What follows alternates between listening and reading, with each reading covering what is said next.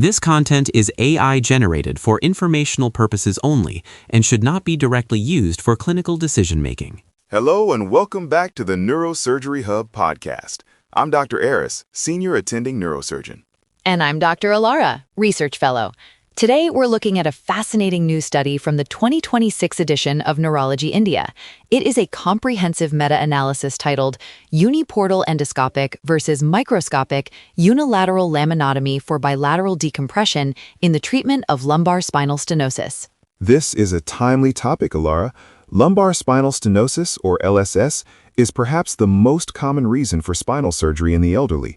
While the gold standard has shifted over the years, the unilateral laminotomy for bilateral decompression, or ULBD, has really become the preferred technique for maintaining spinal stability while achieving adequate canal volume.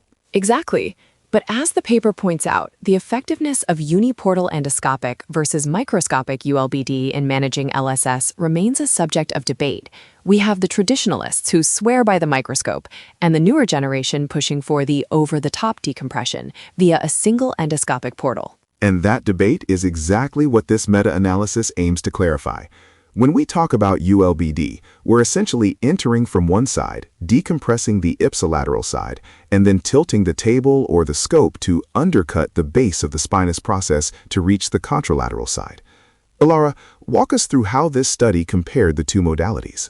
The researchers looked at several key clinical and perioperative outcomes. Specifically, they aggregated data on the Visual Analog Scale, or VAS, for both back pain and leg pain, the Oswestry Disability Index, ODI scores, operative time, hospital stay, and complication rates.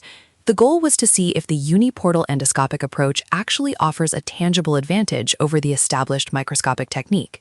Let's dive into the clinical outcomes first. For most residents and students listening, the big question is, does the patient actually feel better or move better depending on the tool we use? Interestingly, the meta-analysis found that both UEULBD and MULBD provide significant improvements in VAS and ODI scores postoperatively. In terms of long-term functional recovery, the two methods appear largely comparable. However, where the uniportal endoscopic approach began to show a divergence was in the early postoperative phase. That makes sense from a physiological standpoint. With the unilateral endoscopic approach, we're talking about even less muscle dissection than the microscopic approach, which already reduced the trauma compared to open laminectomies.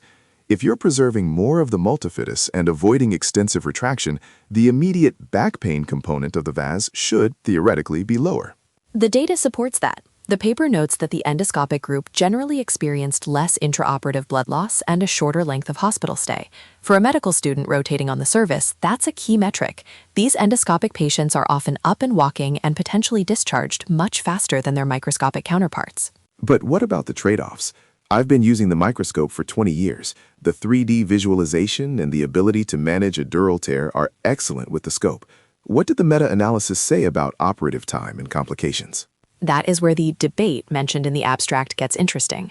The study found that operative time was often longer in the uniportal endoscopic group, especially in earlier studies. This points to the steep learning curve associated with endoscopic spine surgery. You're working through a fluid medium with a 2D screen and specialized instruments. And complications? Any mention of dural tears or nerve root injuries? The meta-analysis indicated that complication rates were relatively similar, but there was a specific nuance regarding dural tears. While the microscope offers that great depth perception you mentioned, the endoscope provides a much closer, magnified view of the contralateral hidden zone. The paper suggests that as surgeons move past the learning curve, the incidence of incomplete decompression or incidental durotomy becomes very low for both groups. It sounds like we're seeing a shift where the effectiveness isn't just about the final decompression, which this study shows is excellent in both, but about the surgical footprint. Precisely. The study highlights that while microscopic ULBD remains a highly effective and reliable technique, the uniportal endoscopic approach is a formidable alternative that may offer superior results in terms of immediate recovery and tissue preservation.